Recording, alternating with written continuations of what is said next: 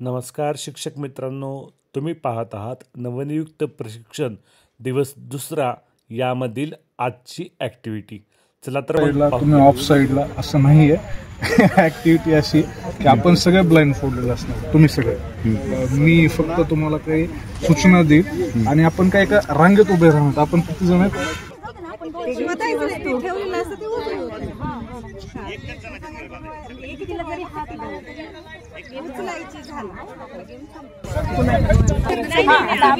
Activity अशी आहे की आपल्याला एक ऑब्जेक्ट काय करायची कुठेतरी लपवायची आणि आपल्या 5 जणींपैकी एकीच्या डोळ्यावर आपण काय करणार आहे, पट्टी बांधणार आणि तिच्या नकळत आपण त्या व्यक्तीला बाकीच्या 4 जणांनी चेअरअप करून म्हणजे तिला डायरेक्शन वगैरे सांगून पण एकाच जागी उभं राहून त्या व्यक्तीला त्या वस्तूपर्यंत पोहोचवायचं आणि ती फाइंड आउट करायची. आपल्याला अशी आपली ऍक्टिव्हिटी आहे. कसं होतं पिक्चर चालू झाल्याच्या नंतर आलं की म्हणजे कळत नाही. तुम्ही लिडर आहात. तुमचा जो ग्रुप आहे तुमच्या ग्रुपला प्रत्येकाच्या डोळ्याला पट्टी बांधलेली असेल. प्रत्येकाच्या या 4 जण आहेत. तुम्ही ग्रुप लिडर आहे आणि पट्टी बांधल्याच्या नंतर आणि फक्त तुमचेच डोळे हे उघडे असतील आणि मी एखाद्या ठिकाणी एक वस्तू ठेवेल. ती वस्तू ठेवल्याच्या नंतर तुम्ही तुमच्या ग्रुपला म्हणजे तोंडी न बोलता फक्त सूचना द्यायच्या. सूचना कशा द्यायच्या ते सांगायचे त्यांना. किंवा आता समजा आपल्याला हे चालू करायचं आहे. आता उभा टाकलेले आहेत, तिथे डोळे बांधलेले आहेत, चालू करायचे. तर तुम्ही चालू करायच्या सुरुवातीला काय करणार, असं करणार. हां, ते पुढच्याला पास करणार. ते पुढे बोलायचं काहीच नाही, तुम्हालाच माहिती आहे फक्त ती वस्तू कुठं आहे. तुम्ही तुमच्या गटाला अपेक्षित स्थितीपर्यंत पोहोचायचं. सूचना कशा चालू केलं की असं समजा सरळ चालायचं आहे, हे ठीक आहे सरळ चल. तुम्हाला जर उजवीकडे वळवायचं असेल त्यांना तर तुम्ही मागच्याला असं करणार, पुढच्याला असं करणार, तुम्ही पुढचा उजवीकडे जाणार, डावीकडे वळवायचं तर असं होणार. आणि समजा गृहीत धरा की तुमच्या त्या वस्तूपर्यंत पोहोचलेत, आता पुढचाच फक्त वस्तू उचलणार आहे. म्हणजे ते चालत असताना आम्ही पण त्यांच्या सोबत चालायचं असं. म्हणून आपण लेडीज बाजूला केलेत आपण काय. आणि बाकीचे ते हातावर हात ठेवून तुमची ऍक्टिंग करणार मी शेवटचा ना करणार. तुमच्या गटाला मी तुम्हाला सूचना देणार आहे. मी महाग आहे, मला वस्तू माहिती आहे, तुम्ही काय करायचं. मी असं केलं की पुढं चालायचं, असं केलं की उजवीकडे चालायचं, असं केलं की डावीकडे चालायचं. आणि वस्तू आली, पुढचाच माणूस फक्त वस्तू उचलणार आहे. वस्तू आली की त्या वस्तू त्या तुम्ही मागच्या डोक्याला हाणायचं, तुम्ही त्यांच्या डोक्याला हाणणार आणि ते पुढच्या माणसाच्या डोक्याला हाणलं तो खाली बसणार आणि ती वस्तू उचलणार. म्हणजे फर्स्ट इन्स्ट्रक्शन शेवटच्याला आणि तो पहिल्यावाल्यापर्यंत बोलायचं नाही. तुम्ही इन्स्ट्रक्शन सांगायचे. हे लिडरशिप पण आहे, मॅनेजमेंट पण आहे. आता हे झालं, ही झाली तुमची ॲक्टिव्हिटी. त्यावेळेस हे आपला जर काहीच करणार नाही. दुसरी तुमची ॲक्टिव्हिटी नंतरची ॲक्टिव्हिटी काय आहे त्यांच्या एकदम विरोधात. तुमच्यापैकी एक जणालाच फक्त डोळ्याला पट्टी बांधलेली असेल, एक जणाच्या, आणि तुम्ही एका विशेष लाईनमध्ये 4 जण उभं टाकणार. तुम्हाला 4ही जणांना दिसायला वस्तू कुठे आहे. फक्त एकाच व्यक्तीला ज्यांना डोळे बांधले त्यांना दिसत नाही. त्यांना तुम्ही तोंडी सूचना, ओरडून सूचना काय तशा सांगायच्या. उजवीकडे जा, डावीकडे जा, आता खाली बस, महागाई, तुम्ही तोंडी सूचना सांगायच्या. बघा वेगळी ॲक्टिव्हिटी आहे, ह्यांच्यापेक्षा पूर्णतः वेगळे. इथं सगळे ब्लाइंड आहेत, इथं तुम्ही सगळे लेट. इथं फक्त लिडरचा हां तर फक्त एक जणाचे पट्टी. तुमच्या व्यक्तीला तुम्ही कसं पोहोचू शकता आणि हे तुमच्या व्यक्तीला कसे पोहोचू. सर ऑब्जेक्ट सेमच असणार आहे काय? आता ऍक्टिव्हिटी सुरुवातीला तुमच्या 2 जणांचाच गट करणार. हे त्या फक्त थांबतील आणि तुमचं पुन्हा हे आपण ह्यांची दोघं स्वतंत्र ऍक्टिव्हिटी करणार आहोत. त्यावेळेस तुम्ही शांत राहायचं आणि फक्त तुमचं एक असं आहे, तुम्ही लाईन जर तुमचं जिथं असेल तुम्ही सांगत असताना त्याच्या मागं पळायचं नाही. तुम्ही जागेवरून सूचना द्यायची. तुम्ही 4-5 जणांना सूचना दिली तरी चालेल. आता आमचा 2 गट आहे, दोघांचा एकच करायचं नाही का वेगवेगळे? अच्छा ठीक. सूचना लक्षात आल्या. निरीक्षण काय करायचं? निरीक्षण हे सांगा आपण सोबत. सूचना पोचतात का, निश्चित पोचतोय का, बोलतायत का, अपेक्षित म्हणजे पोहोचण्यासाठी काय अडचणी आल्या, पोहोचल्या तर कशा समजायला पोहोच.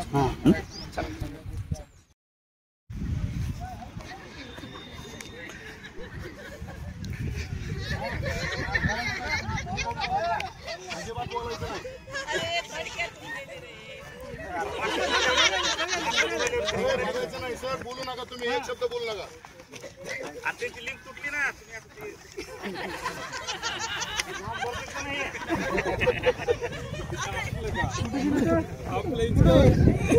आता काहीच नाही, आता तुमचा मेळच लागत नाही आता.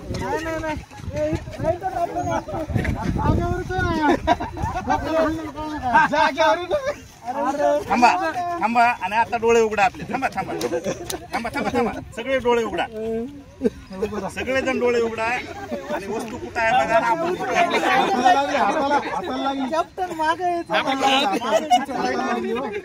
आपण मजा आली. बाजूला उभा राहा.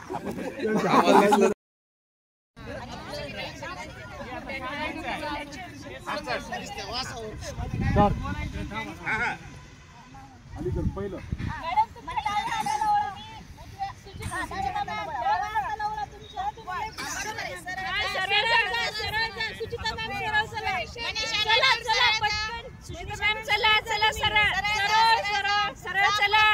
सुचिता मॅम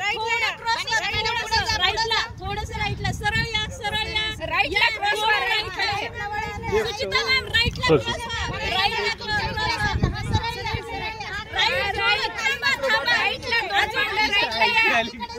सुचिता मॅम राईटला दोन पावलं, राईटला दोन पावलं या, सुचिता मॅम राईटला या, राईटला दोन पावलं.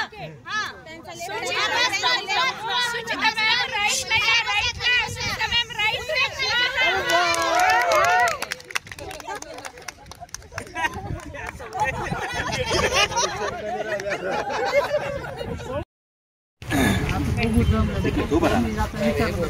तुम्ही सांगा तुमचा गट तिथपर्यंत का बरं पोहोचू शकतो?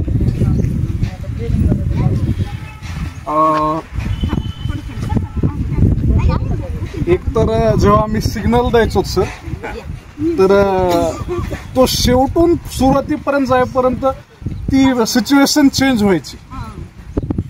म्हणजे सपोज ती वस्तू तिथंच आहे आणि उचलायची, ती पिकअप असे सिग्नल द्यायच्या आधीच तो समोरचा person who suppose to pick up तो पुढे गेलेला असायचा.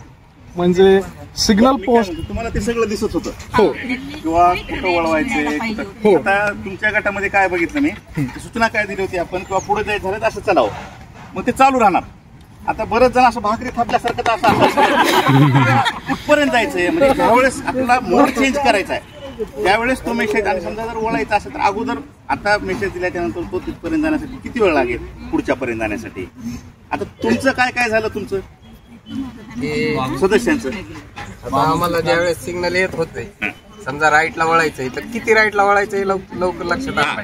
म्हणजे ते कंटिन्यू जे आमची चालू होते कंटिन्यू असल्यामुळं ते किती वळावं हे कळालं नाही. आणि राईट वळूस तर लेफ्ट वळावं लागायचं. म्हणजे नेमकं कोणत्या दिशेला जावं हे लवकर लक्षात आलं नाही. आमचं सर्व व्यवस्थित होतं, पण जे आमचे सदस्य आहेत, जे आमचे सदस्य होते इंजिन, त्या ज्या सदस्यांनी व्यवस्थित आम्हाला रिस्पॉन्स दिला नाही, आणि त्यांना माहीत होतं जी वस्तू आहे, त्यांना वस्तू जे आपल्याला बॉटल आहे ती दगड आहे त्या ठिकाणी माहीत नव्हता, म्हणून ते थोडे भरकटले होऊन जाते. हाताला लागलंच काहीतरी उचललं असतं ना, ते हाताला नाही लागले, हाताला लागलं सर त्यांनी, पण त्यांनी उचललं नाही, लागून मागे गेलं, त्याच्यामुळे मागे गेला आणि ते वरचोर पुढेच गेले. आणि मग ते सिक्वेन्सच तुटला नाही तर बॉटल हाताला लागली. इंजिन तुटल्यामुळे थोडंफार नाचलं आमचं, नाहीतर व्यवस्थित होत होतं. सिग्नलच ठरला नव्हता. सरांनी तर थोडं मागे हात केला असता तर बॉटल हाताला लागली. सर पुढे नाही, पुढे नाही सर, सिग्नलच्या बाहेर काम केलं. पहिल्या सर्कमस्टन्सेस मध्ये वी आर सक्सेसफुल, पण सडनली आपण गोल पोस्ट चेंज केले. हो, इट्स फन पार्ट ऍक्च्युअली, काय असं हे नाही. ऑब्झर्वर कुठे गेले, काय गटामधून काय काय झालं? गटामध्ये फक्त यांनी सुरुवातीला काय केलं, जे सिग्नल द्यायचे होते ते हळूहळू द्यायचे होते. हे कंटिन्यू सिग्नल देत गेल्यामुळे काय झालं, ते समोरच्याला पोहोचायला वेळ लागला. ते समोरच्याला पोहोचायला वेळ लागेपर्यंत मागचा ते समोरचा दुसरीकडे जावं लागला. आणि मागचा जो सिग्नल देणारा होता तो शेवटपर्यंत सिग्नल जाईल याची वाटच बघत नव्हता. ते डायरेक्ट कंटिन्यू सिग्नल चालू होते, त्याच्यामुळे इकडे तिकडे फिरू लागले. म्हणजे बोलणं वगैरे असं झालं नाही? बोलणं वगैरे नव्हतं, त्यांचं सिग्नलवरच चालू होतं.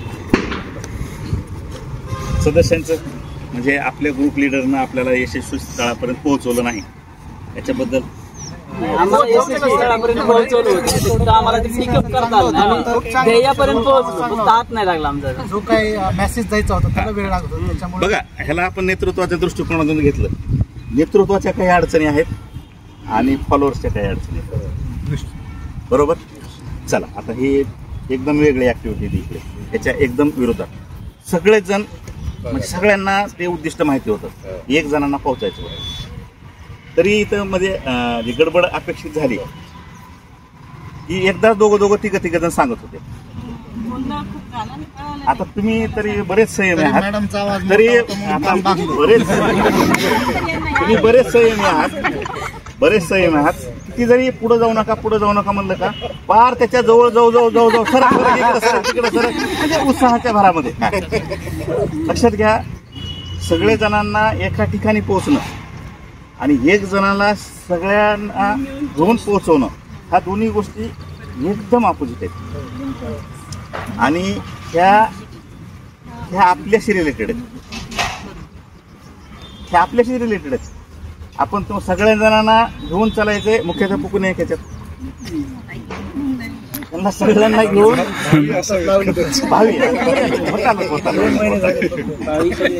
बरोबर. ठीक आहे, ही ऍक्टिव्हिटी त्या लिडरशिपच्या दृष्टिकोनातून बघायची, आपल्या व्यक्तीच्या दृष्टिकोनातून बघायची, संदेश वहनाच्या दृष्टिकोनातून बघायची.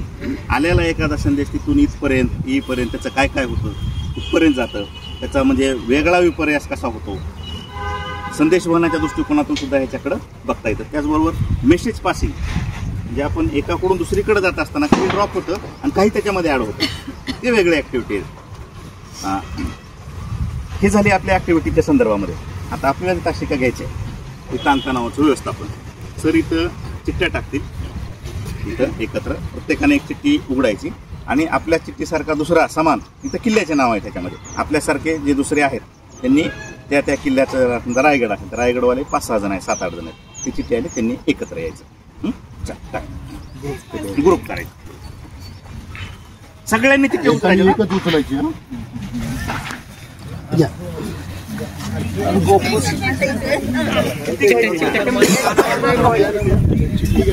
सर मला गाणं दोन घेऊन जो भी ला रहे हो दो लेते सांगायचं कोणते तुम्ही एकत्र यायचंय. प्रतापगड शिवनेरी, प्रतापगड, तोरणा रायगड कोण तोरणा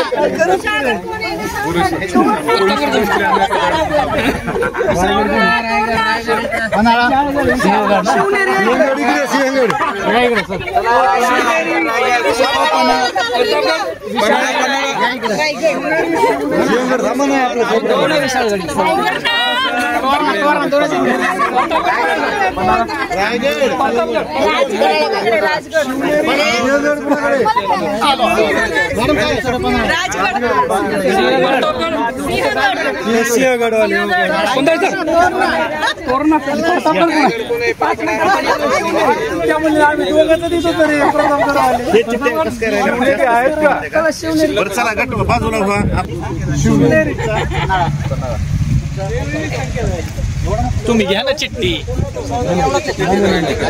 लातूरकर सर घ्या ना. प्रतापगड किती आहेत?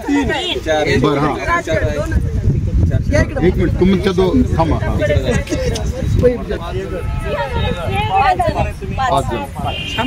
निघा किल्ल्यावर आपलं काय समायोजन होईल. रायगडचं संगोपन करावं.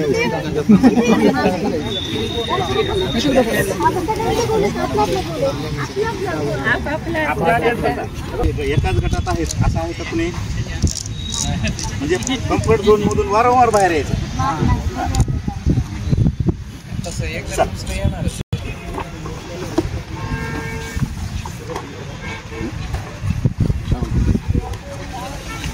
पाच गेट आहेत ना. आता परत एकदा आपापल्या लीडर माझ्याकडे या.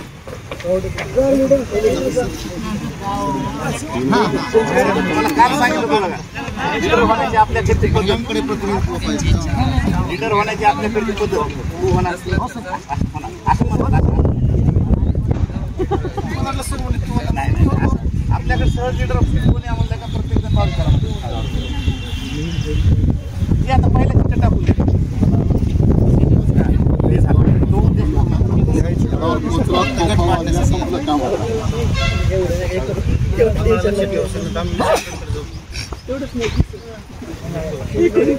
कोण राहिला ग्रुप लीडर सर बसा ग्रुपमध्ये आणि एकदा उभा टाकून उभा का ना बघा उभा टाकून मला फक्त हे सांगा. मी सांगतो ना तुम्ही उभा टाकून तर बसा म्हणजे उभं राहा. बघा ग्रुप लीडर आपण अजिबात ताण घ्यायचं नाही द्यायचं नाही. ठीक आहे आपलं घर नाही. बस आता प्रत्येकाने एक एक जण वाचून दाखवा. ताणाचे प्रकार, ताणाचे प्रकार, ताणतणावाची व्यवस्थापन, ताणतणावाची व्यवस्था, ताणावरील ताण, शिक्षकावरील ताण, विद्यार्थ्यावरील ताण, मुख्याध्यापकावरील ताण. ठीक आहे आता काय करायचं सांगतो. ऑलरेडी ह्या पीपीटी तुम्हाला आलेले आहेत. ऑलरेडी ह्या पीपीटी तुम्हाला आलेले आहेत. तुम्ही ते बघू शकता, ते त्याच्यामध्ये ॲड करू शकता, तुमच्या अनुभवाचं ॲड करू शकता. आणि आपण ह्या पीपीटीच्या थोडंसं बाहेर जाऊन, चाकोरीच्या बाहेर जाऊन आपण विचार करूया. हे त्याच्यामध्ये दिलेलं आहे, तुम्ही वाचलंय असं 5 मिनिटात वाचून पण होईल. त्याच्यामध्ये काय घ्यायचं तुम्हाला जे आलेलं आहे. तुम्हाला काय आलंय मुख्याध्यापकाला कसा कुणा ताण कशाचा असतो ते काय असेल ते तुम्हाला तुम्ही ते पीपीटी मध्ये बघू शकता. मित्रांनो एक लक्षात घ्या, एक लक्षात घ्या. मी चालू करा म्हणलं याच्यानंतर चालू करा. मी काही गोष्टी बोलतो तुम्हाला. ताणतणाव व्यवस्थापन ह्या तासिकेच्या बाबतीत आपण इथून पुढं कायम लक्षात ठेवायचं. बरं सर, कायम लक्षात ठेवायचं इथून पुढं आपण. तुमच्या समोर कितीही समस्या असू द्या, काही हरकत नाही. तुमच्या समोर कितीही समस्या असू द्या, काही हरकत नाही. पण तुम्हीच एक समस्या मात्र होऊ नका. लक्षात आलं? एक लाईन काय लक्षात आलं? तुमच्या समोर कितीही समस्या असू द्या, पण तुम्हीच एक समस्या होऊ नका. फक्त साधं ह्याचं एक आपण इथून शिक्षण विभागात काम करत असताना आपण गमक सांगू. आणि झाल्याच्या नंतर मी सादरीकरण झाल्याच्यानंतर जॉब सॅटिस्फॅक्शन नावाचा काय भाग असतो, व्यावसायिक समाधान काय असतं, हे सगळं आपण तुम्ही मांडल्याच्यानंतर थोडं ह्याच्यामध्ये मांडल्याच्यानंतर आपण चर्चा करू. आता तुम्ही पीपीटी वापरू शकता. त्या अगोदर प्रस्तावना म्हणून ह्या तासिकेची तुम्ही विचार करून सांगा. बघून सांगितलं तर त्याला त्याच्यामध्ये थोडीशी वेगळी आहे. तुमच्या ग्रुपमध्ये एक अर्धा मिनिट 1 मिनिट विचार करा. ताण म्हणजे काय, आणि हे विचार करताना जास्त ताण घ्यायचा नाही. त्याचा ताणाचा दुसरा ताण, समानार्थी शब्द नकोय. समस्या बसून सांगा. ताण म्हणजे ज्यावेळेस एखादं काम आपल्याला करायचं असतं आणि खूप कंटाळा आलेला असतो आणि ते तर करायचंच आहे आपल्याला, मग त्यावेळेस जो बुद्धीला जे लोड येतो त्याला ताण म्हटलं जातं की आता करावं तर लागणारच. एखादी समस्या असल्यानंतर ती आपल्याला सुटेल का नाही, सुटेल का नाही, अतिविचार हे त्याचं कारण म्हणजे एखाद्या प्रसंगाचं कारण होऊ शकेल. अतिविचार हा बसून सांगा. एखादी परिस्थिती किंवा अनिश्चित सिच्युएशन आपल्या समोर आली आहे आणि तिला सोडवण्यासाठी आपण असमर्थ आहोत. आणि यामुळं आपले जे द्वंद्व निर्माण होतात आपल्या डोक्यामध्ये, आणि जे द्वंद्व परिस्थिती, लर्नेड हेल्पनेस जो होतो, असमर्थता जी होते, त्याच्यामुळे जी भावना आपल्याला जाणवते. असमर्थता हे 2-4 शब्द वापरले बघा एका ते प्रकार. वरिष्ठांनी त्रास दिल्यामुळे ताण होतो. ते तर आहे, ते येणारच आहे, ते तर साहजिकच आहे, ते येणार आहे. आणखीन तर काहीच नाही भाऊ, चालूच सांगणार तुम्हाला. आणखीन वरिष्ठांना ओळखलंय काय आणखीन तुम्हाला वरिष्ठ काहीच माहित नाही. तुम्हाला सगळं आता सगळं वा काय छान आहे, काय म्हणत होतो आपण. 2-4 शब्द वापरले सरांनी. मी तुम्हाला 2 उदाहरण सांगतो, त्याच्याहून तुम्हाला व्याख्या करता येते का बघा त्याची. आता तुम्हाला असं सांगितलं की तुमच्या ज्या पवित्र पोर्टलमधून जे आदेश आलेले आहेत हे आदेश रद्द करण्यात आलेले आहेत आणि ही सर्व प्रक्रिया ही करप्टेड होती, त्याच्यामुळे सर्वांचे आदेश रद्द करण्यात आलेले आहेत आणि कार्यमुक्त करण्यात आलेला आहे असा मेसेज व्हॉट्सअपवर आला. अस्वस्थ वाटतं. जीआरच आला तुमच्याकडे चला जीआर आला आला नाही बरं का, थोडं घाबरून बघा. ही एक परिस्थिती झाली, ही एक सिच्युएशन झाली. आता दुसरी सिच्युएशन तुम्हाला म्हणलं की आतापासून या प्रशिक्षणाचा कोऑर्डिनेटर मी आहे, उद्यापासून यायची अजिबात आवश्यकता नाही. शुक्रवारी तुम्हाला तुमचे सर्टिफिकेट घरपोच मिळतील, हे कुणाला काहीही सांगू नका. लगेच ऍप्लिकेशन. ह्या दोन परिस्थितीमध्ये नेमकं झालं काय सांगाल? पहिल्या ह्याच्यात एकदम अस्वस्थ मानसिकता झाली. आता काय करावं काय नाही, इतक्या वर्षाची मेहनत पाण्यात गेली, म्हणजे पुढं काय होईल ही चिंता पण लागून राहिली. आणि दुसऱ्या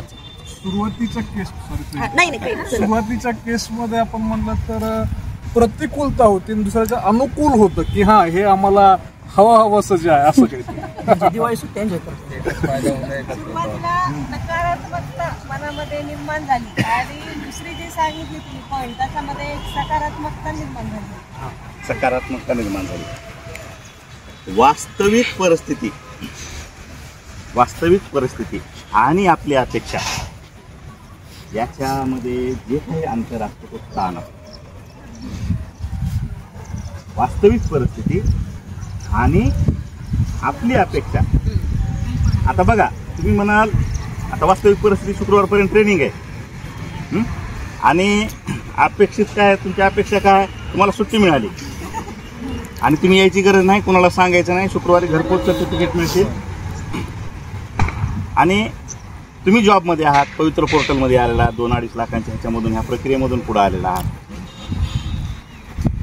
आता तुमची काय वास्तविक अपेक्षा काय की आपण आता जॉबला सुरक्षितरित्या लागलेलो आहोत. आणि असं एकदम एखादं अशी घटना घडते, आपली अपेक्षा, वास्तविक परिस्थिती आणि आपली अपेक्षा त्याच्यामध्ये जे काही गॅप असतो, गपकन मला आता कळलंय गाव किंवा माझ्या घरच्यांचा कोणाचा अपघात झाला. आपली अपेक्षा काय की हे सगळं सुरळीत चाललं, ह्या अपेक्षांना आणि ह्या वास्तविक परिस्थितीला याला ताण असं म्हणायचं.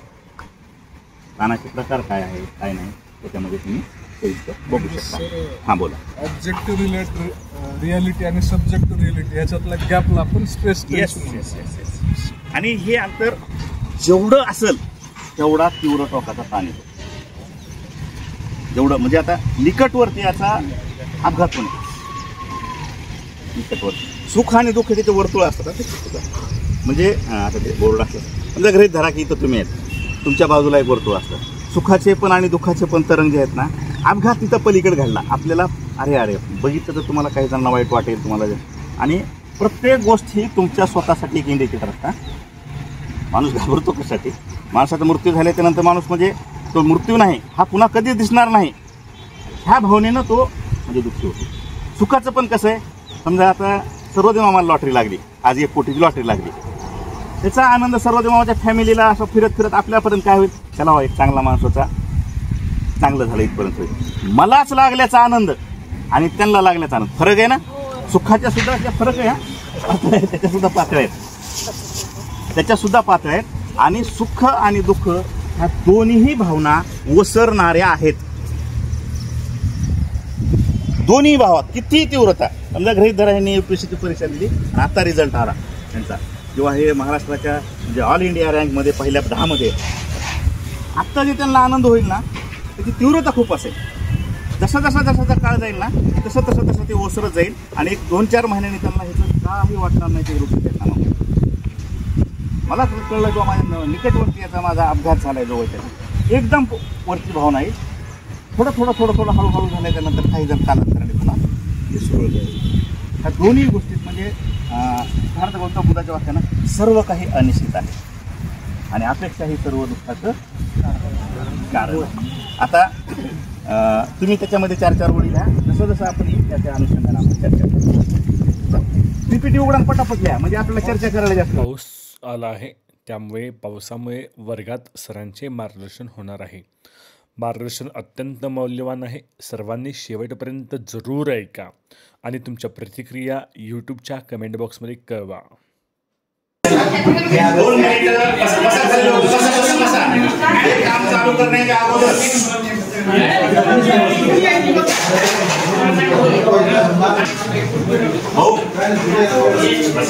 हे काम चालू करण्याच्या अगोदर एक स्वतंत्र व्यक्तिगत ऍक्टिव्हिटी आहे. तुमचे ते नोटपॅड दिलेत का? जे तुम्हाला जे चार्ज दिलेत ना, काही तुमच्या पॉईंट आहे त्याच्या अनुषंगाने चर्चा करण्यात येईल. याच्यासाठी दिले नाही तर PPT मध्ये आहे, या PPT मध्ये असं म्हणलंय, दुसऱ्या PPT तसं म्हणलंय. असं करते ऍक्टिव्हिटी अशी आहे. हो, मोबाईलमध्ये ज्याच्याकडे वही नाही ना तुम्ही मोबाईलमध्ये टाईप करायचं. पहिली ऍक्टिव्हिटी अशी आहे, तुम्हाला कोण कोण त्रास देते त्यांची नावं. तुमच्या दैनंदिन आयुष्यामध्ये तुम्हाला कोण कोण त्रास देते त्यांची नावं. दैनंदिन आयुष्यात तुमच्या शाळेत, दैनंदिन शाळा तुमच्या आयुष्यामध्ये तुम्हाला कोण कोण त्रास देते त्यांची नावं द्यायची. त्याचे बघायचेच आपल्याला.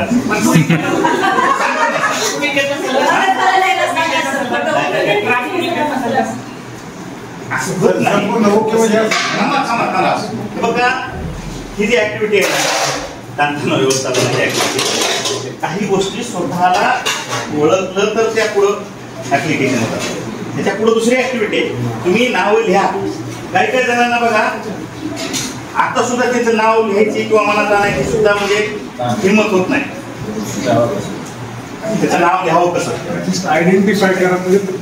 अगोदर तुम्ही आहे ना, तुम्ही लक्षात घ्या तुम्हाला खरंच लिहायचंय. आता इथं कोणी मुख्याध्यापक नाही ना, सांगणार नाही तो तुम्ही तुमचं मुख्याध्यापक नाव लिहितो ना असं, तुम्ही त्यांना दुसऱ्याला कोणी सांगणार नाही. कोण कोण त्रास देत तुम्हाला, माझ्याकडे नका बघू ना, कालच सांगितलं माझं फक्त नावच गोरे. आणि ते दुसऱ्याला माहित नसता. आता ते दुसऱ्याला विचारलं, सर त्यांना काय माहिती तुम्हाला कोण त्रास देते. दुसऱ्याला ते आपल्याला ना, व्यक्तिगत ऍक्टिव्हिटी आहे.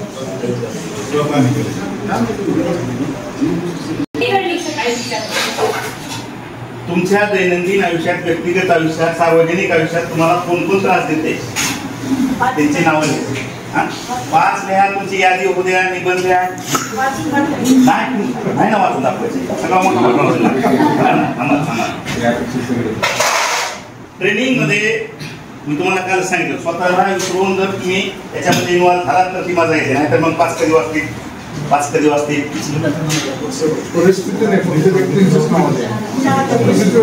आपण आता तुम्हाला निसर्ग त्रास देतो असं म्हणता येईल का?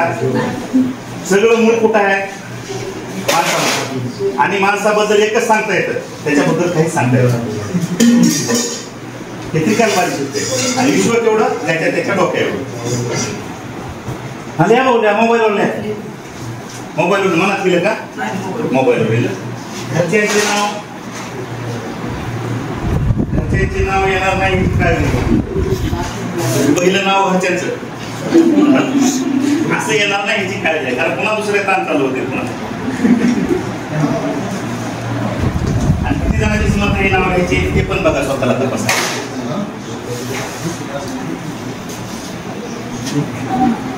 असं म्हणून नका बरं का मला कोणीच त्रास देत नाही, असं होतच नाही.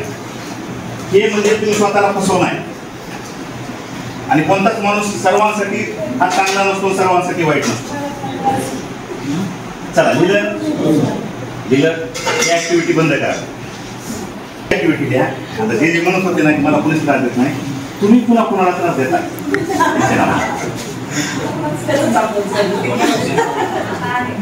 तुम्ही बघा, ही पर्सनल ऍक्टिव्हिटी आहे. मला माझ्या लक्षात आलं पाहिजे की मला कोणकोणत्या गोष्टीमुळे, कुणामुळे काय त्रास होतो, काय ताण येतो आणि मी पुन्हा कुणाला ताण देतो. मी तुम्हाला जे मागं म्हणलं होतं ना की तुमच्या समोर कितीही समस्या असू द्या, पण तुम्हीच एक समस्या किती जणांसमोर आहात तुम्हीच एक समस्या. बऱ्याच वेळेस काय होतं बघा, कुणीतरी गेलंय म्हणलं आणि नुसतं नाव जरी ऐकलं तर लगेच म्हणजे अनावर होतं आणि रडायला येतं, म्हणजे समोर नसताना सुद्धा. आणि कधी कधी काय होतं, आपण त्या डेड बॉडी जवळ जातो, तो जवळचा असतो, आपल्याला असं वाटतंय की आपल्याला रडावं लागतंय, तरी सुद्धा डोळ्यात पाणी येत नाही. बरोबर आहे काय? होतं की नाही? वाटतंय ना आपण आपल्याला खरं तर फार रडू यायला पाहिजे. ही छोटीची ऍक्टिव्हिटी आहे, पण तुम्हाला स्वतःला ओळख नाही त्या संदर्भात. हे ट्रेनिंग मी आपल्या बीडच्या एसपी ऑफिसला 16/19ला एसपी ऑफिसमध्ये पोलिसांसाठी एसडामार्फत स्ट्रेस मॅनेजमेंटची ट्रेनिंग घेतलो त्यावेळेस. आणि आपल्याकडे म्हणजे पोलीस काही कर्मचाऱ्यांची आत्महत्या करावी त्याच्या संदर्भात एसडानं हे लावलेलं ट्रेनिंग. ही जी पद्धत आहे ना, म्हणजे आपल्याला कशा कशाच्या गोष्टीचा आपल्याला त्रास होतो आणि आपण कोणाला त्रास देतो, ही सिग्मंड फ्राईडच्या मनोविश्लेषणवादामध्ये केली आहे. सिग्मंड फ्राईड ऐकलाय? मनोविश्लेषणवाद. आणि सिग्मंड फ्राईडच्या थेरीवरच आताचे आपलं जे वैद्यकशास्त्र, जे विकृतीशास्त्र जे आहे ना, त्यांच्या थेरीवरच हे उपचार चालू आहेत सिग्मंड फ्राईड. आणि सिग्मंड फ्राईड बद्दल जर वाचायचं असेल तर मनात नावाचं पुस्तक आहे, जबरदस्त पुस्तक, अचूक गोड बोलायचं मनात. सिग्मंड फ्राईडच्या बाबतीत काय झालं ना, एवढा मोठा म्हणजे मनोविश्लेषणवादाचा जनक, शेवटच्या टप्प्यामध्ये त्याला कॅन्सर झाला आणि त्याच्या बाजूला असा डोळत पडलेला होता यातना. तर त्यांनी मित्राला पत्र लिहिलं आणि त्याच्या मित्राने त्याला ते जसं आपलं नटसम्राटमध्ये जसं आहे तशाच पद्धतीने म्हणजे मला यातना आता सहन होत नाही. सिग्मंड फ्राईडची मनोविश्लेषणवादाची थेरी आहे. त्या मनोविश्लेषणवादाच्या थेरीमध्ये तुम्ही थोडंसं स्वतःला ओळखायचं की तुम्हाला समजा घरी धरा की मी आनंदी आहे, थोडंसं पाठीमागं जायचं, विश्लेषण करत त्याचं मूळ कारण तुम्हाला सापडतं की मी का आनंदी आहे. इथं जर बसला तुम्ही जर नर्वस असाल तर थोडंसं मागं गेल्या त्यानंतर नेमकं कोणत्या घटनेमुळं मी नर्वस आहे, ह्या मुळापर्यंत आहे ना. म्हणून हे व्यक्तिमत्व आहे की आपण कोणाला त्रास देतो आणि कुठून आपल्याला त्रास देतो, हे जर आपल्याला एकदा डिफाईन झालं ना तर आपला मार्ग सुरळीत होतो. म्हणजे आपल्याला ते निश्चित करता येते एकदाच नवीन म्हणजे. आणि प्रत्येक कर्मचाऱ्याची एक समस्या आहे चैनमध्ये. प्रत्येक कर्मचाऱ्याला असं वाटतंय माझ्या साहेबाला काही कळत, माझ्या वरिष्ठाला काही कळत नाही. आणि काय म्हणजे वडील दिवस माणसं बसलेत ना, त्यांना काही कळत नाही. आता मी ते रेकॉर्ड होते म्हणजे शब्द वापरत नाही, जरा चांगले शब्द वापरतो. वडील माणसं बसलेत ना, त्यांना काहीच कळत नाही. आणि सगळे शहाणे माणसं कसं आहे, वडील कुणीच काही असं प्रत्येकाला वाटतंय. प्रत्येकाला त्याचा पण कुणीतरी साहेब आहे, ही हेल्प आहे. मागे एक आपल्या मंत्रिमंडळामध्ये नवीन सरकार स्थापन झालं ना, तेव्हा मंत्रिमंडळामध्ये सगळ्या आमदारांनी सगळ्यांना मुख्यमंत्र्यांनी सांगितलं हे जे ISPA जे आहेत ना, म्हणजे सचिव सगळे आमचा येतच नाही, प्रत्येक जणाला एक एक जण आहे. म्हणून आजपासून 2 वाक्य लक्षात ठेवायचे. तुमचा बराच स्थान कमी होईल. तुम्ही नोकरीमध्ये जरा शहरामध्ये नवीन आहात, तुमची इतर कुठेतरी सेवा झालेली असणार. तुम्ही काय असेच म्हणजे डायरेक्ट काही ह्याच्यामध्ये आले, त्या अगोदर पण सेवा झाली. 2 गोष्टी कायम लक्षात ठेवायच्या आपल्या शैक्षणिक दृष्टिकोनातून कुठेही, की आपली पदस्थापना, आपली नियुक्ती ही साहेबाचा स्वभाव बदलण्यासाठी झालेली नाही. हेच आपल्यामध्ये प्रशासकीय अधिकाऱ्यामध्ये कोणताही कर्मचारी घ्या, त्याची समस्याच येते. त्यांना असं वाटतं की आपल्या साहेबाला काहीच कळत नाही. दुसरं याचबरोबर माझा सहकारी काम करतो का नाही हे बघण्यासाठी सुद्धा तुमची नियुक्ती नाही, असं कुठं जॉब चार्टमध्ये लिहिलेलं नाही. तुमचं सहकारी काम करतात का नाही, तुमचं स्वतंत्र पद आहे, तुम्हाला साहेब आहे, साहेबाला साहेब आहे. आणि ह्या साहेबाला काही कळत नाही म्हणून पवित्र पोर्टलमधून सर्व मुख्याध्यापकांना धडा शिकवण्यासाठी शिक्षकांची नियुक्ती करण्यात आलेली आहे. म्हणून आपल्या वरिष्ठांचा स्वभाव बदलण्यासाठी आपली नियुक्ती झालेली नाही. याचा अर्थ असा नाही की ते म्हणतील ते सगळं करावं, असा नाही. या सिस्टीममध्ये नकार देण्याची क्षमता सुद्धा तुमच्यात असली पाहिजे, पण ती सहकारण असली पाहिजे. एखादी चुकीची गोष्ट होत असेल, तुम्ही इन्स्टिट्यूटमध्ये काम करतात. आता हे जे इन्स्टिट्यूट आहे त्याची गैरसोय मोठी आहे. म्हणजे माझा शेअर सहसंचालकाकडे जातो एसआरटीमध्ये आणि त्या साहेबांना रजावर द्यावी लागली असेल तर ती एसआरटीच्या संचालकाला द्यावी लागते. एसआरटी संचालक सत्याराव रेगावर साहेब आहेत जे की आपल्याकडे बीडला कलेक्टर होते कोरोनामध्ये. प्राचार्यांची रजा तिकडे पाठवावी लागते. आमची रजा इथं जाते पण सीआर मात्र सहसंचालकाकडे जातो आणि प्राचार्यांचा सीआर संचालकाकडे जातो. ही सगळी जी हायरकी आहे ना एकमेकाची अशी चेन आहे. दोन गोष्टी लक्षात आल्या. कोणती बरंच टेन्शन ते होत आहे आपला स्वभाव साहेबाबद्दल कळत नाही अशातला नाही आणि आपलं म्हणजे माझा सहकारी काम होत नाही त्याच्या संदर्भात हा एक छोटासा व्हिडिओ आहे.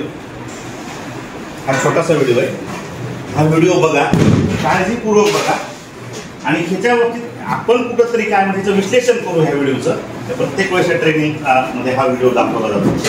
काळजीपूर्वक बघा. तुम्हाला दिसत नाही पण का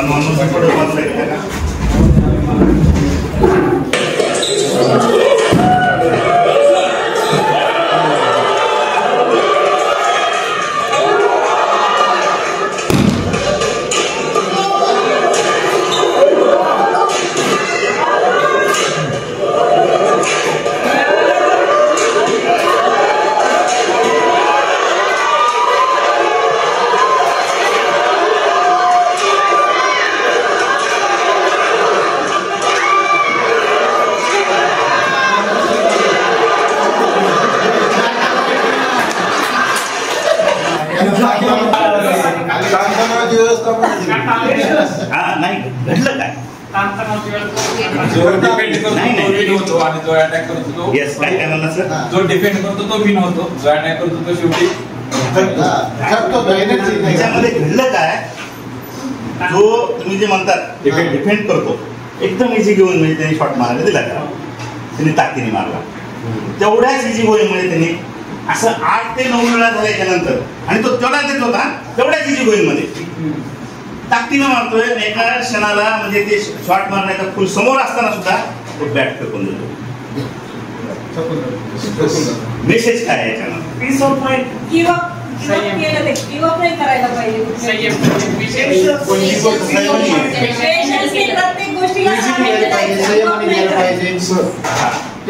तुम्ही चुकी सांगत नाही ना नको त्या गोष्टीच्या अटॅकिंग एंडला होता तो आणि त्याला अपेक्षित होतो की त्याच्या डिफेंडर कडून पडावा होतो की त्याची ऑब्जेक्टिव्ह रिअलिटी त्याला असं वाटत होतं पण तसं ते होत नव्हतं. त्याच्या अपेक्षेप्रमाणे घडत नव्हतं. त्याच्या अपेक्षा तो उद्विग्न झाला त्याच्या अपेक्षेप्रमाणे. जिंकण्यासाठी कधी कधी मागे पण तुम्ही काय जिंकलं आणखी ओव्हर कॉन्फिडन्स अति आत्मविश्वास. बघा कधी कधी असं होतंय का आपल्या सिस्टीम मध्ये आपल्याला असं वाटतं आपण खूप ताकदीने काम करतो. तुम्हाला काल वाक्य विचारलं होतं खूप आपण ताकदीने शिकवतो पण पुरं शिकत नाही.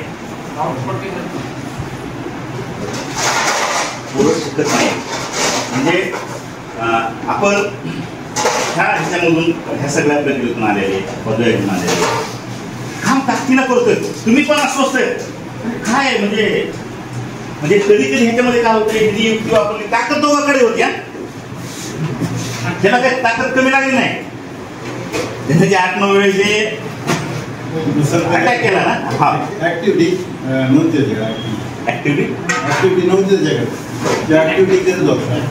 ते बाकीचे 2 जण तरी कामच राहिले होतो असं म्हणायचं तुम्हाला. ते 2 त्यांनी काय केलं जाणीवपूर्वक त्याला दिला. तो जाणीवपूर्वक त्याला दिला. तुम्ही जे म्हणताय ते संयम अटॅक ताकद दोघांकडे आहे. ताकद दोघांकडे आहे. कधी कधी असं होतंय का की खूप ताकद लावतोय आपण सगळी व्यवस्था का सिस्टीम त्याच्यामध्ये काम करते पण आउटपुट येत नाही. रिस्पॉन्सिबिलिटी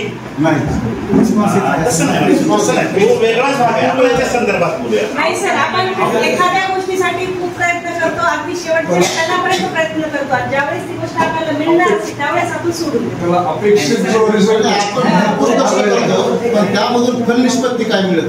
तेच सांगतो मी. शिक्षण विभाग सगळं म्हणजे साक्षरतेसाठी, त्या निपुण भारतसाठी, तिसरीच्या विद्यार्थ्यांना वाचता येण्यासाठी सगळेजण आपण प्रयत्न करतोय, ताकदीनं प्रयत्न करतोय. पण 8वीच्या पोराला दुसरीच वाचता येणार. कोण आहे तुम्ही? म्हणजे असं व्यक्तिगत म्हणून नाही, व्यक्तिगत म्हणून नाही किंवा संस्थेत म्हणून, असे भरपूर उदाहरण. नॅशनल अचिव्हमेंट सर्वेचा तुम्ही तो वेगळा भाग आहे, तरी सांगा तुम्हाला 11वी 12वीच्या वर्गाचा म्हणतात काय 10वीला शाळा काही येत नव्हतं. 10वीच्या वर्गाचा म्हणजे 5वी 7वीलाच काही येत नव्हतं. 5वी 7वी वाले म्हणतात ते अंगणवाडीतून जाणं नव्हतं, आणि अंगणवाडीतून म्हणतात त्या खानदानातच कुणाला येत नव्हतं.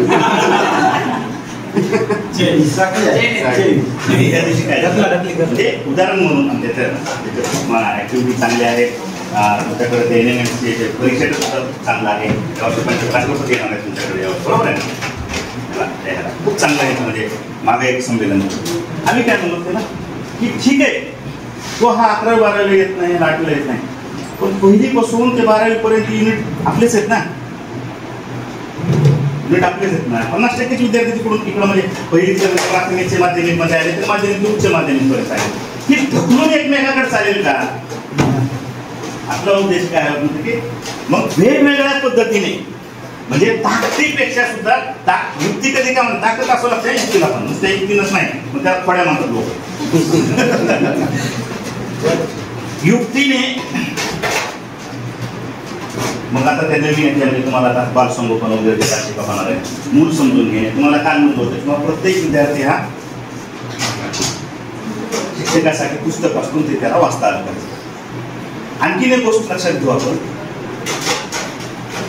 की यशाला सगळे भागीदार असतात.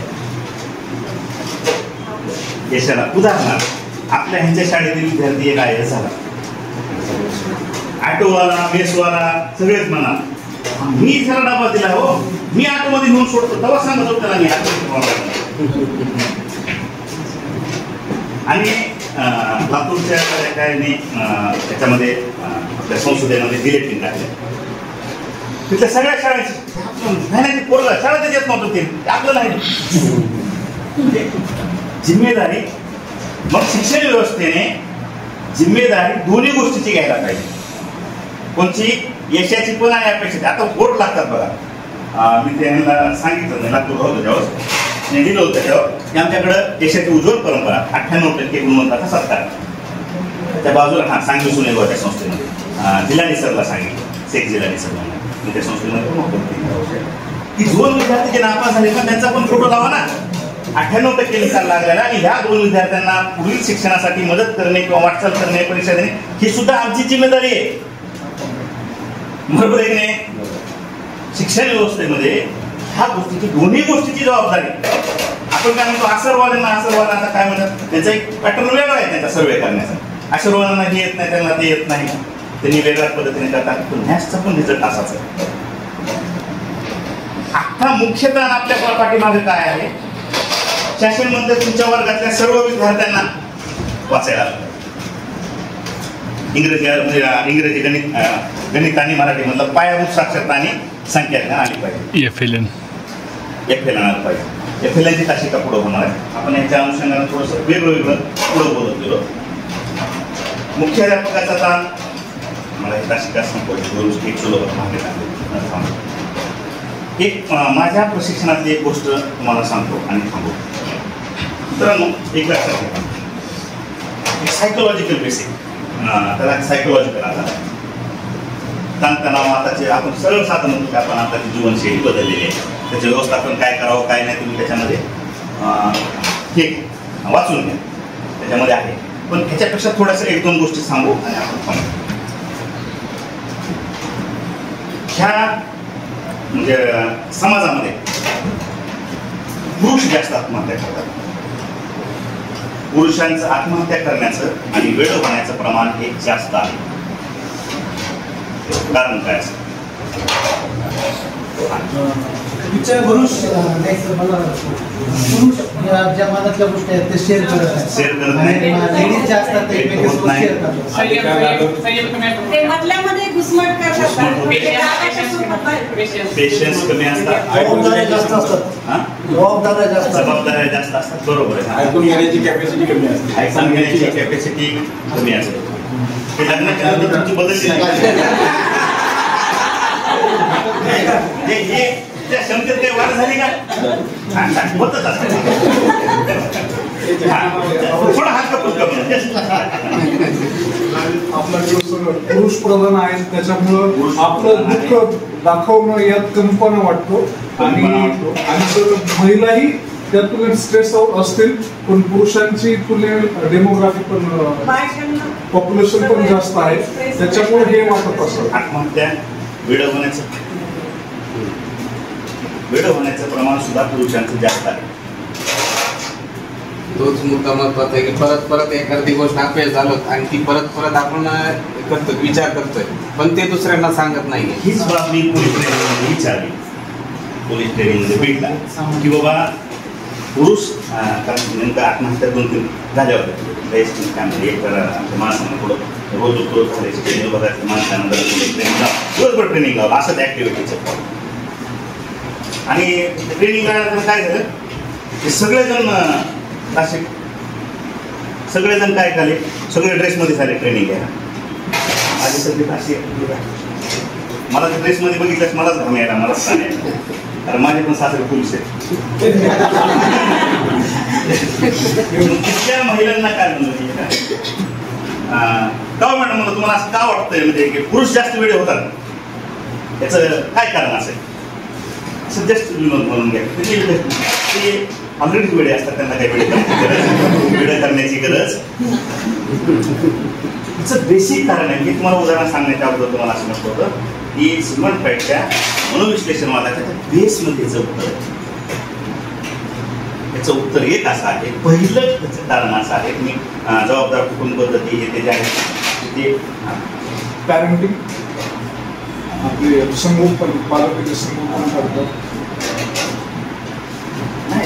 म्हणजे आपल्या कल्चरमध्ये पण आता ते खरं तर ह्या आपल्या हिस्ट्री आहेत ना, तिचे काही फायदे महिलांचे खूप वरच्या स्तराचे फायदे तर म्हणजे साधं जर उदाहरण घेतलं आपण, तुम्ही जे म्हणता जिम्मेदारी प्रमुख आहे, त्यांना कुटुंब चालवायचं असतं. महिलेनं म्हणजे नोकरी केली काय, नंतर केली काय, नाही केली काय, पण नोकरी चालवावं, कुटुंब चालवावं हे पुरुषाची जबाबदारी आहे असं आपल्या समाजाने गृहीत धरलेलं आहे. ह्याचं एक मोठं वजन असतं. आणि काही म्हणजे अनावधानानं पण असे अचानक महिलांना डिग्र्या मिळून जातात, किंवा एका शिक्षकासोबत जर एका 12वीचं झालेल्या मुलीचं जरी लग्न झालं तर सगळं गाव त्यांना म्हणते मास्तरीन बाई, डॉक्टर डॉक्टरीन बाई, हे काय म्हणजे. पण जबाबदारी कुणाची आहे प्रमुख? त्याचं बेस्ट काय मित्रांनो, पुरुष रडत नाही. त्याच्यामुळं ते अबोध अवस्थेमध्ये सगळं दडलेलं आहे, अबोध अवस्थेमध्ये दडलेलं आहे. त्याच्यामुळं आत्महत्या करण्याचं प्रमाण आणि वेळ होण्याचं प्रमाण हे पुरुषांचं जास्त आहे. रडणे, आपण कुणी समजा रडायला, आपण काय म्हणतो, काय रडायला ह्याच्यासारखं म्हणजे महिलांसारखं काय रडतो तू असं म्हणतो की नाही आपण. म्हणजे याचा अर्थ आता असं नाही बरं का, कुणी कुठं जर रडत असं वा वा शाबास शाबास रडत राहा नाही. आपोआप तो एका स्टेजला विरेचनाची वस्तूच्या शरीरामध्ये त्याच्यामध्ये पहिले एक दिवस नुसते रडण्याचीच आहे, नुसते हसण्याचीच आहे. त्या ताणतणावाच्या व्यवस्थापनाच्या यंत्रणामध्ये पुढं ज्यावेळेस तुम्हाला त्याच्यामध्ये उपाययोजना असतात त्याच्यामध्ये ही गोष्ट लक्षात घ्या. ही बेसिक आहे, बेसिक कारण आहे. भावनांचं विरेचन होत नाही, पण रडवताच येत नसेल ना, मग आता आपण त्याचा मुद्दामून रडवायचा नाही. मग याच्या भावनाचं विरेचन करण्याच्या दुसऱ्या काही पद्धती आहेत का? न रडवता व्यक्त होणे, आणखी काय, कशा कशामधून व्यक्त होईल तो? म्हणजे ना आपण कविता करणं किंवा मित्रांसोबत वेळ घालवणं. निसर्गामध्ये काही जणांना एकट्यात बोलण्याची सवय असते, तर निसर्गामध्ये जर गेलं निसर्गामध्ये मन मोकळं होतं. हे तुम्हाला काय सांगतो मित्रांनो, आता थोडंसं प्रमाण कमी झाले, आता कमी झाले म्हणण्यापेक्षा ते वेगळ्या टप्प्यावर आले. पहिलं 10वीचा निकालचा लागला, पेपर आला की आत्महत्या केल्याचं उदाहरण आपल्याला समोर यायचं. 4 आत्महत्या केल्याच्या संदर्भात एक पुस्तक आहे जे कृष्णमूर्ती आणि स्कूल कुलकर्णीचं आणि शिक्षणाची परीक्षेला पर्याय किरण कुलकर्णीचं अशा आपल्या सुद्धा आणि जगातल्या चांगल्या तज्ञांचे त्याच्यामध्ये लेख आहेत परीक्षेच्या संदर्भामध्ये.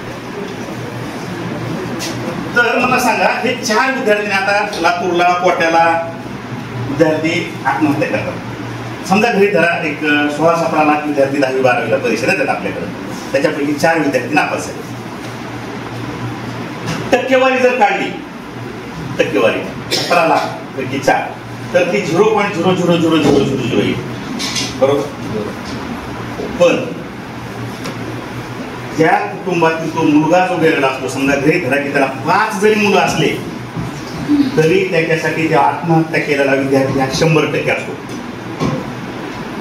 लक्षात घ्या, ते म्हणत नाही आता 4-5 होते, आता 20% गेले आणि 80% त्याच्यासाठी तो 100% असतो.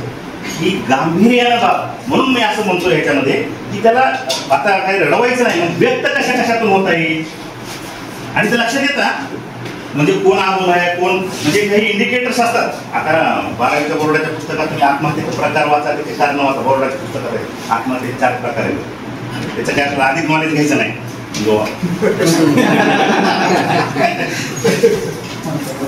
व्यक्त कसं होत आहे आणि आपण पृथ्वीवर पाहुणे आहोत. 2025 साल 2025 100च्या पिढ्या धरा. आपली बोगस 50ची सोडून द्या, त्याच्या अगोदरच्या 100च्या धरा. किती पिढ्या झाल्या? 2000 पासूनच 24 झाल्यात ना. 24 झाल्यात. आपली 25 आहे, ती 58 पर्यंतच आहे, 58-60 पर्यंत. आपण पृथ्वीवर पाहुणे आहोत. अचानक आपला विद्यार्थी या ह्याच्यातून एक्झिट घेणार नाही, याच्यासाठी आपल्याला अगोदरच त्याची मनोरचना तयार करावी लागेल. बरोबर. आत्महत्या हा भाग नियम सोडा. आपला विद्यार्थी व्यक्त कसा होईल. आणि तुम्ही लक्षात घ्या की तुम्हाला ज्यावेळेस लक्षात येईल ना की तुमचा ज्यावेळेस वर्ग यशस्वी होतो हा तुमचा. आणि शिक्षक हा पृथ्वीतलावर एकमेव असा व्यक्ती आहे त्याला असं वाटतं की आपल्यापेक्षा आपला विद्यार्थी मोठा झाला पाहिजे. एकमेव माणूस आहे आणि त्याला अभिमानाने सांगतो की हा माझा विद्यार्थी आणि माझे सगळे विद्यार्थी चांगले ह्याच्यावर. व्यक्त होण्यासाठी विद्यार्थ्यांना वर्गाचं आपण हे वर्ग रचना ह्याच्यावर बरीच टीका आहे. वर्गात बऱ्याच गोष्टी नियंत्रण असतात. मला लक्षात येते मी खूप बोलतोय तुम्हाला आणि आता माझी ताशी काय त्यानंतर म्हणजे आपली अशी भेट होणार नाही. म्हणजे अशा प्रशिक्षणामध्ये एकत्र वेगवेगळ्या प्रशिक्षणामध्ये वेगवेगळ्या कारणांमध्ये अशी भेट होत नाही. आपली ही शेवटचीच भेट आहे असं म्हणजे ह्या प्रशिक्षणाच्या अनुषंगाने आपण काय बोलत होतो की विद्यार्थ्याच्या संदर्भामध्ये शाळा ओस पडत आहे. पालक म्हणून बघा, पहिलं MA ला विद्यार्थी येत नव्हते. आपल्या जेव्हा MA ला ऍडमिशन असं संध्याकाळी पिरियड असायचं 5-6 वाजता. गेलं नाही. पुन्हा BA ला आलं, 11वी-12वी ला आलं, आता 9वी-10वीला तो काय करणार. प्राथमिकला आणखीन आला नाही. आपल्याकडून बरेच पालक इतरत्र जात आहेत. कोरोनामध्ये परत आपल्याकडे आले, ते प्रसंग खूप आले. आपल्या व्यवस्थेवरचा पालकांचा विश्वास उडतोय का हे पण आपल्याला चेक करावं लागेल.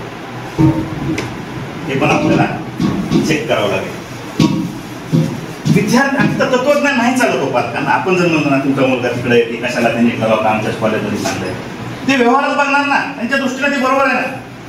तिथं तत्वज्ञान फिलॉसॉफी असं नाही चालत, ते व्यवहार बघणार.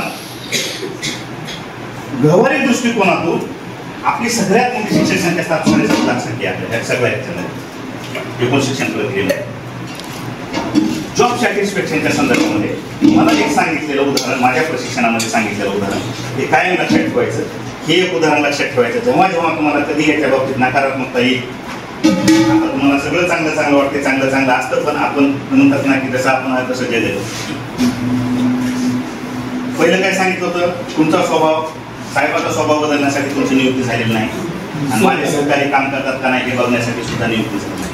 दुसरं एक उदाहरण सांगू आणि आपण थांबतो. मी नंतर ती वाचून होतो.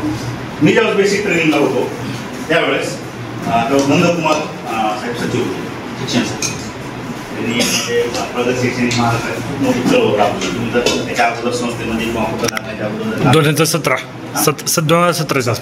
प्रगत शैक्षणिक महाराष्ट्र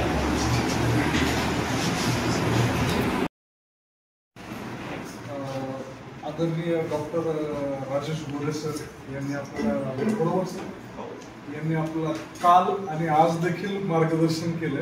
आणि खरं तर सर आम्ही तुमच्या तासिकेची आवर्जून वाट पाहत होतो. आजचा दिवस बऱ्यापैकी खूप प्रसन्न आणि स्ट्रेसफुल नाही गेलाय, त्याच्यामुळे आम्हाला बाहेर जायची फार इच्छा झाली होती. आणि सुखासुखी तुम्ही आलात आणि आम्हाला फार आमचं भाग्य असं की तुम्ही आलात आणि फार छान तासिका झाली.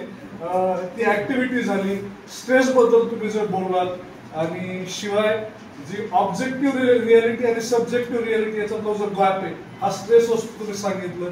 आणि हे आता एक्झाम्पल दाखवलं व्हिज्युअल्सच्या माध्यमातून, काही फनी स्टोरीज सांगितल्यात आम्हाला.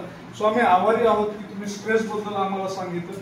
आणि अजून एक गोष्ट सर, तुम्ही आम्हाला काल प्राध्यापक शिवाजीराव भोसले यांच्या एका लेक्चर बद्दल सांगितलं होतं, ते आम्ही बऱ्याच जणांनी ऐकलंय. सो आभारी आहोत तुम्ही जे आम्हाला मार्गदर्शन केलं. आणि we are fortunate even to have you as our mentor. Thanks a lot. म्हणजे हे प्रशिक्षण केवळ तुमच्यामुळे आठवणीत राहायचं आणि आयुष्यभर.